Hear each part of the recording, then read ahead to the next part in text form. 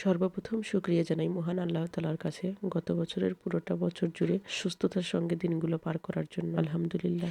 এত সুন্দর বছরের শেষটা কাটবে কখনো কল্পনাও করতে পারিনি। আসসালামু আলাইকুম, কেমন আছেন সবাই? আশা করি ভালো আছেন।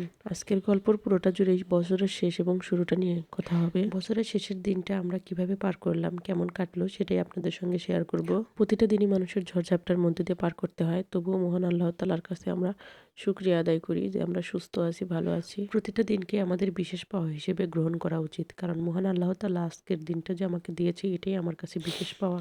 তাই প্রতিটা দিনকেই ভালো কাটানোর চেষ্টা করি আমরা। আজকের এই 31 আমাদের দুজনেরই বার্থডে ছিল, কিন্তু কখনোই দুজনে এভাবে দিনটাকে উদযাপন করি না। আমি আসলে প্রতিটা দিনকেই একরকম ভাবে উদযাপন করার চেষ্টা করি। আমি মূলত প্রতিদিনের মতোই রান্না বান্না দিয়ে শুরু করেছিলাম দিনটা। সেও স্বাভাবিকভাবে প্রতিদিনের মতোই অফিসে চলে যায়। অফিসের সবাই মিলে তার জন্য একটা কেক নিয়ে আসে এবং সেই কেকটা কাটে।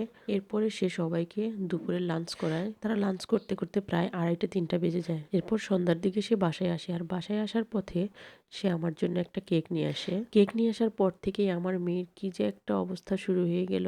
সে শাড়ি পরবে, বেলুন দিয়ে ঘর সাজাবে, ভিডিওতে সে অনেক কিছু দেখে। তার এরকম চাওয়া পাওয়ার কাছে আমি আজকে হার মেনে গেলাম। আমাকে এগুলা করতে হলো। আমি আজকের দিনটার জন্য শুধুমাত্র একটু সেমাই রান্না করেছিলাম, আর বাদ বাকি রান্না বান্না তো স্বাভাবিক দিনের মতোই করেছি। কেক আনার পর থেকেই সে শাড়ি পরবে, গহনা নেবে, অনেক কিছুর বায়না শুরু করলো। এক পর্যায়ে চিন্তা করলাম মেয়ে হয়তো বা ছোট আছে, সেজন্য তার এত আবদার। বড় হলে তো আর এরকম কিছু চাইবে না হয়তোবা। এরপরে বড় মেয়েটাকে শাড়ি পরিয়ে গহনা পরিয়ে যখন আমি কেক কাটাতে নিয়ে যাই, তখন আমার ছোট মেয়েটাও দেখে ওর দিকে ফ্যালফ্যাল করে তাকিয়ে আছে। তারপরে একেও পেঁচিয়ে গুছিয়ে একটা লাল শাড়ি পরিয়ে দিলাম, কিন্তু সে তো ওইভাবে রাখতে পারে না, তাই পেঁচিয়ে নিয়েছে সারা গায়ে। বিশেষভাবে দিনটাকে পালন করার আমার কোনো ইচ্ছা ছিল না, কিন্তু সবকিছুর কাছে হার মেনে গেলাম। সবকিছু মিলিয়ে আমার বিশেষভাবে পালন করা হয়ে গেল, আর এটা আমার কাছে খুবই ভালো লাগলো।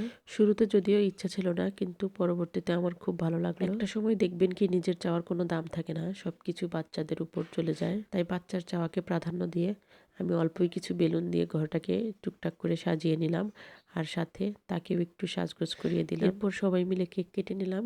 কেক কাটার পরে কেক খাওয়া নিয়ে সেই একটা তার অবস্থা।